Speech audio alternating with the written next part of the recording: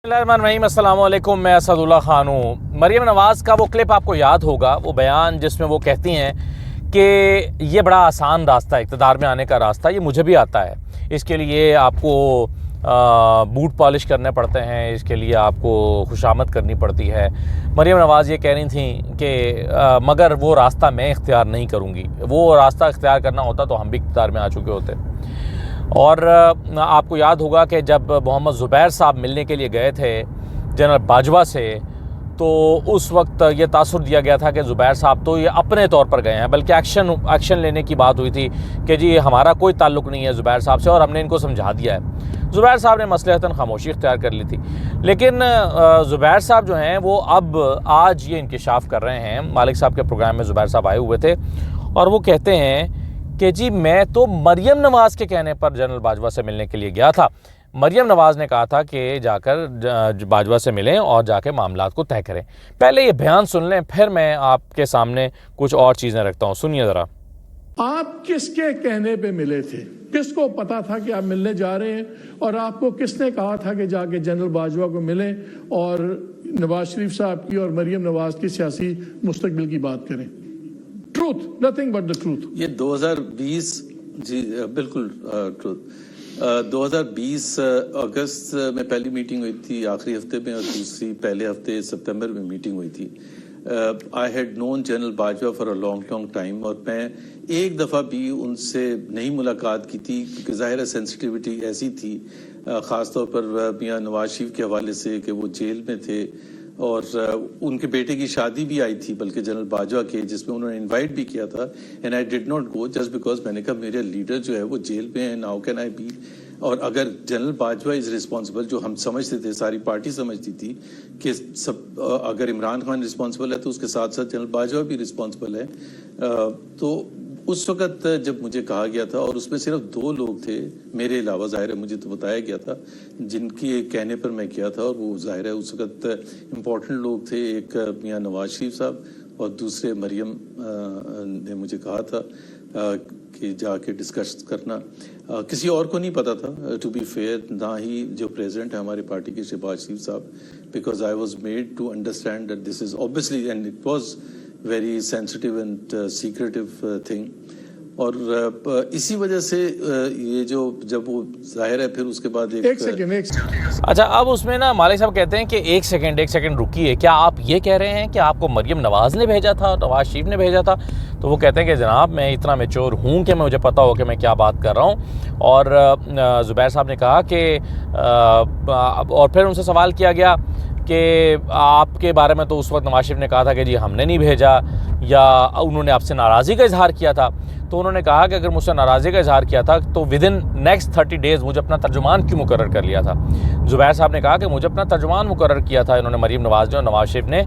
और ये 7 तारीख को जब ये मुलाकात हुई, उसके अगले यानी 7 सितंबर को मुलाकात होती है, तो 7 अक्टूबर से पहले तर्जुमान नामज़द हो जाता, तर्जुमान लग जाते हैं मरियम नवाज़ के और नवाज शरीफ के। तो ज़ुबैर साहब ये कह रहे हैं कि फिर ये बताइए कि मुझे फिर नवाजा क्यों गया, फिर मुझे तो सज़ा देनी चाहिए थी।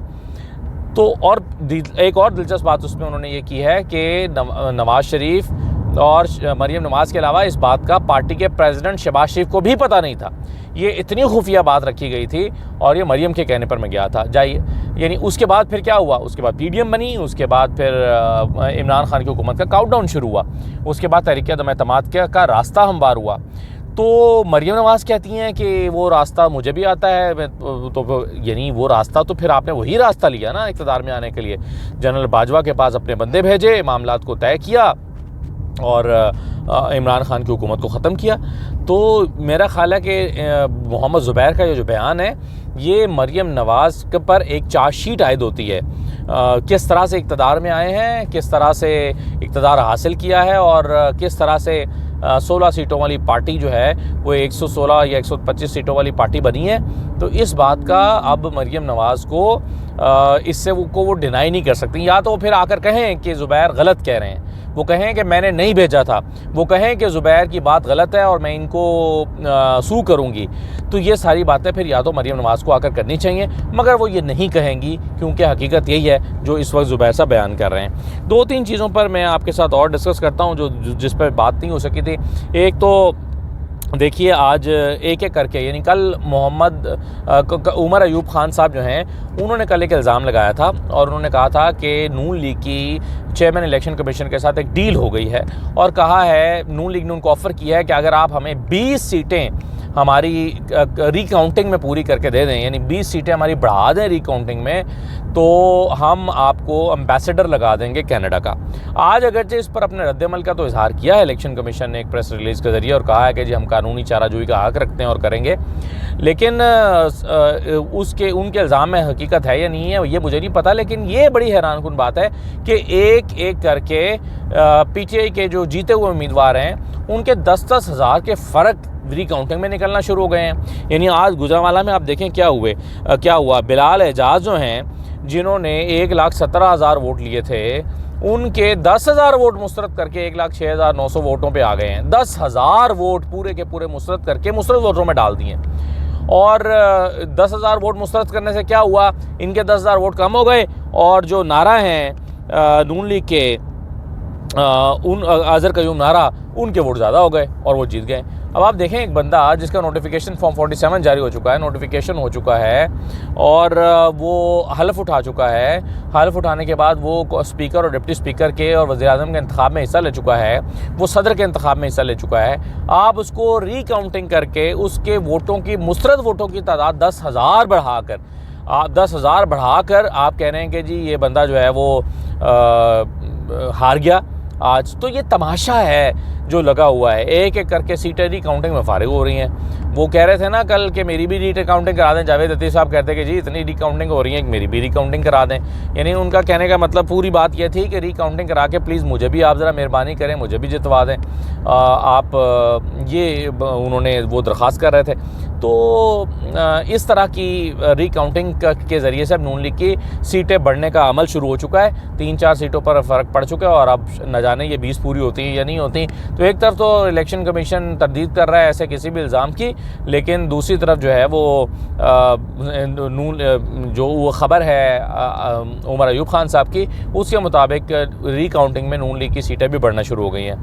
अच्छा, आज वैसे दिलचस्प बात ये हुई है कि इलेक्शन कमीशन के चीफ जो हैं, चीफ इलेक्शन कमिश्नर, वो जनाब चले गए हैं रशिया में, उन एक ऑब्ज़र्वर बन के रशिया के इंतखाबात को फ़ौरन ऑब्ज़र्वर के तौर पर ऑब्ज़र्व करेंगे कि इंतखाबात ठीक हो रहे हैं या नहीं हो रहे। सुबहान अल्लाह, सुबहान अल्लाह। यानी वो शख्स जिसके अपने इलेक्शन में फॉर्म 45 और 47 मैच नहीं करते, जो पाकिस्तान के इंतखाबात धांधली तो बहुत पीछे की बात रहेगी, ये तो कुछ और ही हुआ है। ये तो जैसे हम कहते हैं ना री राइटिंग ऑफ द कॉन्स्टिट्यूशन, ये री राइटिंग ऑफ द रिज़ल्ट्स है।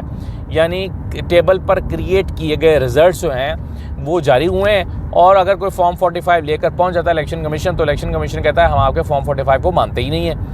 और वो चीफ इलेक्शन कमिश्नर जो हैं वो चले गए हैं रशिया के इंतखाबात को मॉनिटर करने के लिए एज एन ऑब्ज़र्वर, और वो बताएंगे कि रशिया के इंतखाबात ठीक हुए हैं या नहीं हुए। तो रशिया वालों को अपनी हालत पे रहम खाना चाहिए जो ऑब्ज़र्वर्स को बुला रहे हैं। तो अच्छा, एक तो ये इस तरह की रिकाउंटिंग का अमल शुरू हो चुका है। दूसरी आज की एक इम्पॉर्टेंट ख़बर ये थी कि बहुत ही इम्पॉर्टेंट ख़बर, हसन और हुसैन साहब जो हैं वो आ गए हैं पाकिस्तान वापस, और उनका एब्सकॉन्डर का स्टेटस, इश्तहारी का स्टेटस उनका ख़त्म हो गया है, उनकी ज़मानतें हो गई हैं। अगरचे उनके साथ इंसाफ तो उसी दिन हो गया था जब उन्होंने बाहर बैठ के अप्लाई किया था और कहा था कि जी हम पाकिस्तान आना चाहते हैं, हमें गिरफ़्तार ना किया जाए, और जवाब दिया गया था कि जी ठीक है जनाब, आपको हम अदालत में सरेंडर करने के लिए 4 दिन की मोहलत देते हैं, आप टेंशन ना लें, जब आपका जी चाहे आप सरेंडर हो जाएं, अदालत में पेश हो जाएं। तो आज वो अदालत में पेश हो गए, अदालत में पेश होकर उन्होंने हाज़िरी मुआफ़ी की दरख्वास्त भी दे दी और उन्होंने कहा कि जी हमें गिरफ़्तार ना किया जाए, हमें ज़मानत दे दी जाए। उनकी ज़मानतें भी मंजूर हो गई। आज उनसे पूछा कि जी आप तो गैर मुल्की शहरी थे, पाकिस्तान क्यों आए हैं और कैसे आए हैं? तो उन्होंने कहा मेरे पास पाकिस्तान के सिवा कोई पासपोर्ट नहीं है। हालांकि मरीम नवाज़ ये कह चुकी हैं कि उनके ऊपर पाकिस्तान के लॉज अप्लाई नहीं होते क्योंकि वो गैर मुल्की शहरी हैं। और आज वो कह रहे हैं कि मेरे पास पाकिस्तान का कोई पासपोर्ट ही नहीं है। तो मुझे उस बयान की याद आ गई जो मरीम नवाज़ ने दिया था कि मेरी लंदन तो क्या पाकिस्तान में भी कोई प्रॉपर्टी नहीं है, तो ये मेरी न जाने कहाँ से प्रॉपर्टियाँ निकाल के ले आते हैं। और आज उनका ये बयान दोबारा चल रहा था जिसमें उन्होंने कहा था मेरे भाई तो गैर मुल्की शहरी हैं, उन पर तो पाकिस्तान के लॉज ही अप्लाई नहीं होते। और वो साहब कह रहे हैं मेरे पास तो पाकिस्तान के अलावा कोई पासपोर्ट ही नहीं है। तो पता नहीं ये ख़ानदान कैसे इतनी ढिठाई के साथ दो अलग अलग बयान दे देता है। यानी एक भाई कहता है कि मेरा वालिद गरीब आदमी था, दूसरा भाई कहता है कि मेरा जो वालिद था वो तो एक सनतकार था और पाकिस्तान का अमीर तरीन शख्स था। शहबाज शरीफ और नवाज शरीफ दोनों अपने वालिद के बारे में अलग अलग स्टेटमेंट्स दे चुके हैं। तो हमें नहीं पता कि इस ख़ानदान के क्या मसाइल हैं जिसकी वजह से ये अलग अलग बयान देना पड़ते हैं। बहरहाल हसन और हुसैन को जो है वो आज अदालत से एक बड़ा रिलीफ मिल गया है। अच्छा जनाब, आज एक और चीज़ हुई है और वो ये हुई कि पाकिस्तान तहरीक इंसाफ के हवाले से पेशावर हाई कोर्ट ने एक फ़ैसला दिया और उनकी जो मखसूस नशस्तों की दरख्वास्त है वो मुस्तरद कर दी है। और अब तहरीक इंसाफ ने कहा है कि हम सुप्रीम कोर्ट के पास जाएंगे। अब फ्रेंकली स्पीकिंग मुझे सुप्रीम कोर्ट से बहुत ही कम इम्कानात नज़र आते हैं, क्योंकि अगर पेशावर हाई कोर्ट ने इस नुक्ते को नहीं माना कि सुन्नी इत्तेहाद काउंसिल एक पार्लिमानी पार्टी है, हालांकि बहुत ही सादा सी बात है, इसमें कोई बहुत पेचीदगी तो है नहीं। और उसमें 151 में वाज़ेह तौर पर लिखा हुआ है कि कोई एक आज़ाद शख्स जो है वो जा सकता है एक एक पॉलिटिकल पार्टी में शमूलियत इख्तियार कर सकता है। फिर पॉलिटिकल पार्टी की डेफिनेशन क्या है? एक ऐसी जमात जो इलेक्शन कमीशन में रजिस्टर हो और उसके पास अपना एक इंतखाबी निशान मौजूद हो। अब लेकिन उसकी तशरीह निकालनी है कि जी वो इलेक्शन नहीं लड़े, वो अपने प्लेटफॉर्म से, भाई वो प्लेटफॉर्म से इलेक्शन लड़े या नहीं लड़े, उनके पास जो है वो एक पार्टी हैं, उनके पास निशान है, वो लड़ सकते थे और उसमें एक सियासी जमात के लोग शामिल हुए हैं।